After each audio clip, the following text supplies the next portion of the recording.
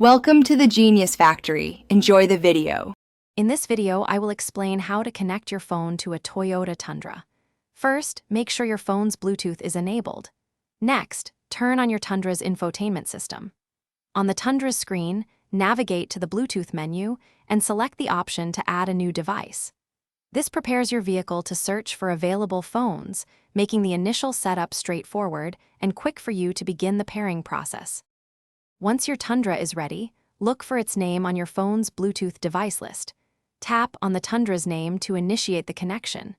Both your phone and the Tundra's screen will display a pairing code. Confirm that these codes match to ensure a secure connection. Finally, your phone might ask for permission to access contacts and messages. Granting this allows for full hands-free functionality.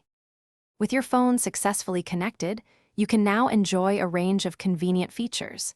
Make hands-free calls using your Tundra's voice commands, keeping your focus on the road. You can also stream your favorite music, podcasts, or audiobooks directly from your phone through the vehicle's sound system.